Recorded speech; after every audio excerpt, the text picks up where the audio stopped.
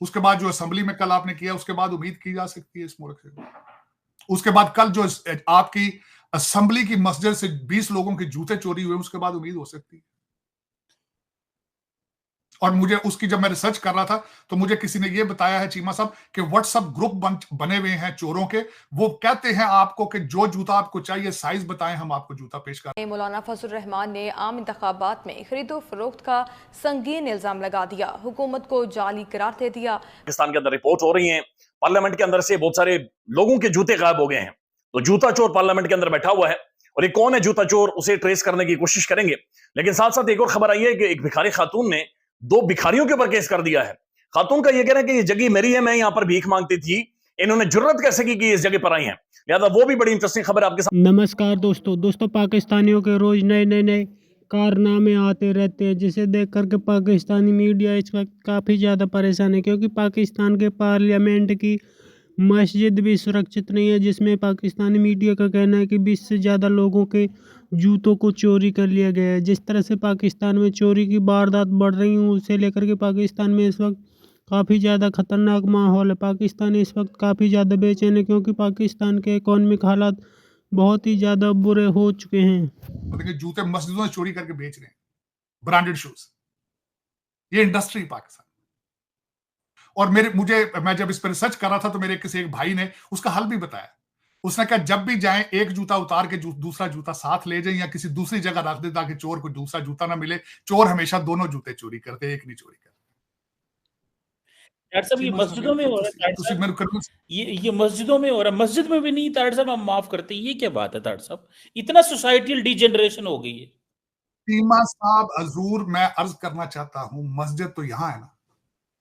मेरे साथ कभी अब सऊदी अरेबिया चले, हरम शरीफ, खाना काबा और मस्जिद नबवी पे हर दरवाजे के सामने 10-10, 15-15 पाकिस्तानी खैरात मांग रहे। क्या वजह? आपने मिडल ईस्ट का, खलीज का तो कोई मुल्क नहीं छोड़ा आपने, बिल्कुल बिल्कुल कोई मुल्क नहीं छोड़ा आपने। मैं बल्कि जब अगले दिन, पिछले दिन अबू धाबी गया था, मेरा एक दुकान पे खड़ा था, यकीन करें, मेरे सामने एक पाकिस्तानी औरत नहीं थी, लड़की थी, जवान औरत थी, खुदाई, मैं हैरान हो गया था खुदाई से। She was about 25 years old, very nice looking woman, came up there और हाथ आगे करके खैरात मांग रही थी, हर दुकान से जिस तरह पाकिस्तान मांग रही थी।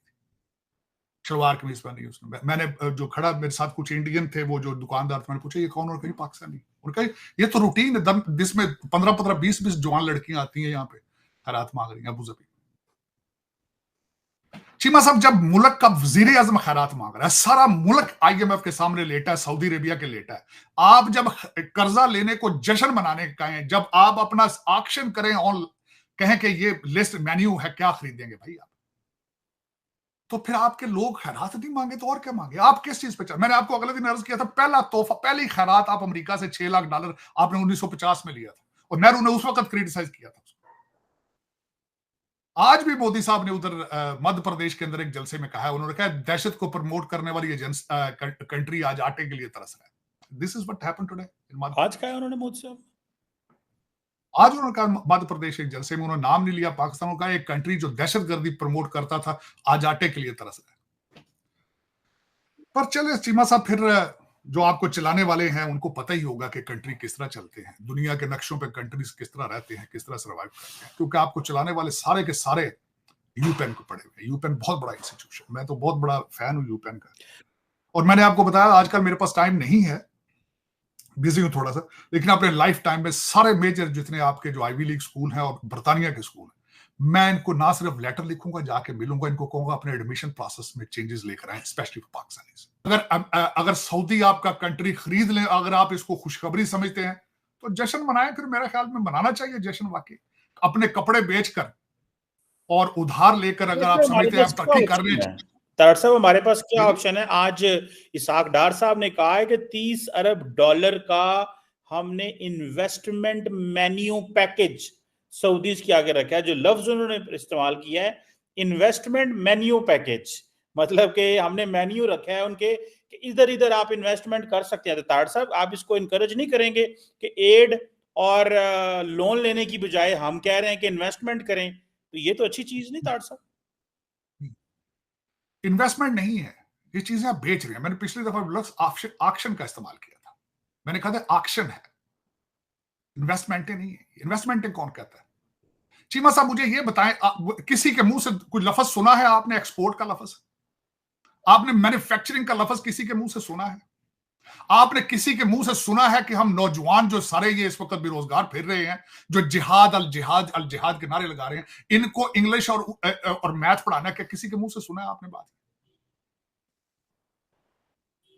लोकल मैन्युफैक्चर, मुझे ये बताएं, सऊदी बेवकूफ है जो आके आपका रिकॉर्ड खरीद लेंगे?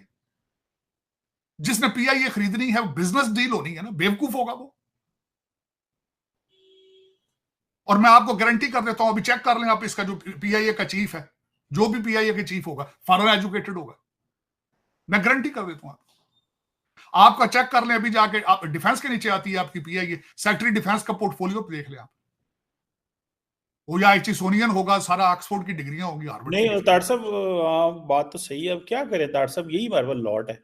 नहीं चीमा साहब देखें, आप अपने कपड़े उतार के बेचने को तरक्की समझते हैं? आपकी तरक्की हो रही है, और दूसरी दुनिया जो अंधी है जो आगे खरीदेगी। बिजनेस डील्स हो रही हैं ये। लोगों ने कह दिया कि हम तुम्हें उधार देते हैं, तुम लंदन ले जाते हो, हम तुम्हें एड देते हैं, तुम्हें ग्रांट देते हैं, तुम लंदन ले जाते हो, अब हम नहीं करेंगे। ये उनका डायरेक्ट मतलब ये है।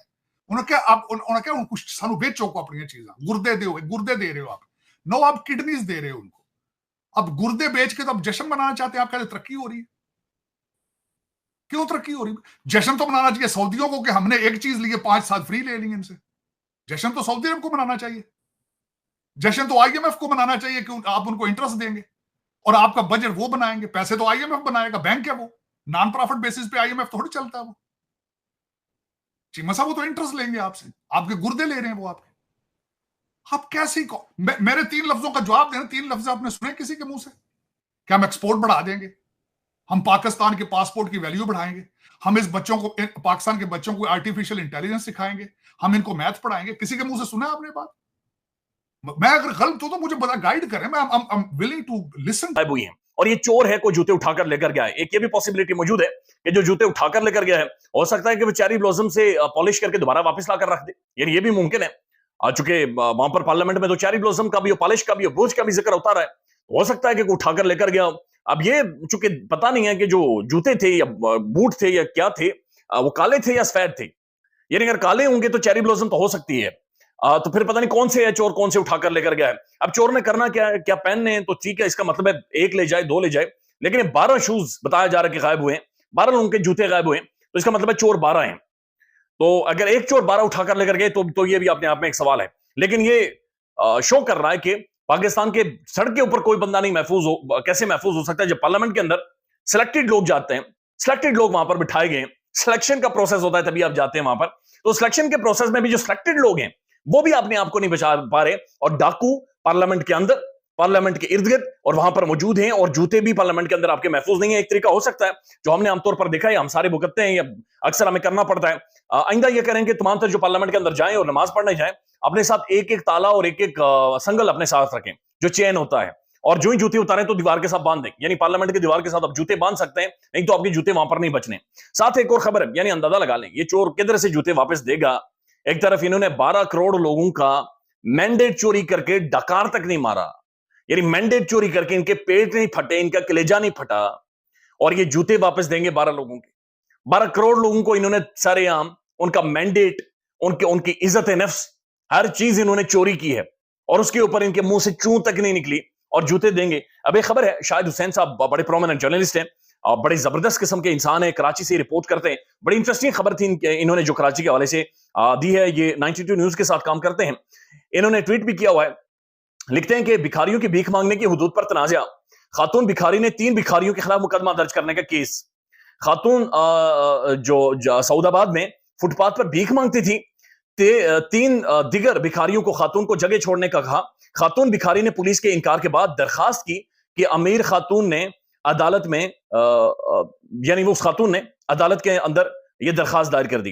तो दोस्तों, पाकिस्तान एक तरह से खाना जंगी की तरफ जा रहा है। पाकिस्तान के हालात दिन ब दिन काफ़ी तेज़ी से बदल रहे हैं। पाकिस्तान में भिखारियों की तादाद लगातार बढ़ रही है। पाकिस्तान की सरकार भी भीख मांगती है तो पाकिस्तान की जनता भी भीख मांगने पर उतर आई है। जिस तरह से पाकिस्तान में रोज़ हालात बदल रहे हैं, उस पर पाकिस्तानी मीडिया इस वक्त काफ़ी ज़्यादा बेचैन है, क्योंकि पाकिस्तान की फ़ौज ने पाकिस्तान में रोज़ नए नए प्रयोग करके पाकिस्तान को आज यहाँ तक पहुँचा दिया। पाकिस्तान इतना ज़्यादा कंगाल हो चुका है कि पाकिस्तान को बाहर से भीख चाहिए। पाकिस्तान को भीख मिलने में भी काफ़ी दिक्कत आ रही है। पाकिस्तान का प्राइम मिनिस्टर से लेकर के पाकिस्तान का आर्मी चीफ हर कोई भीख मांगता है, लेकिन उसके बावजूद भी पाकिस्तान को बड़ी तादाद में भीख नहीं मिल रही। जिस तेज़ी से पाकिस्तान के इकोनॉमिक हालात बदल रहे हैं, उसे लेकर के पाकिस्तानी मीडिया का कहना है कि पाकिस्तान के हालात आने वाले दिनों में और ज़्यादा ख़राब हो जाएंगे, क्योंकि पाकिस्तान में महंगाई बहुत ज़्यादा बढ़ती चली जा रही है। पाकिस्तान में 40 करोड़ से ज़्यादा लोग गुर्बत में जी रहे हैं। जिस तेज़ी से पाकिस्तान के लोग गरीबी की तरफ जा रहे हैं, उसे लेकर के पाकिस्तानी मीडिया इस वक्त काफ़ी बेचैन है और लगातार अपनी सरकार से यही गुहार लगा रही है कि किसी भी तरीक़ा से हालातों को बेहतर किया जाए। आपकी क्या राय कमेंट में जरूर शेयर करें। यदि आप चैनल पर नए, चैनल को सब्सक्राइब करें। वीडियो पसंद आए तो लाइक करो, कमेंट करो और शेयर करें। जय हिंद, वंदे मातरम।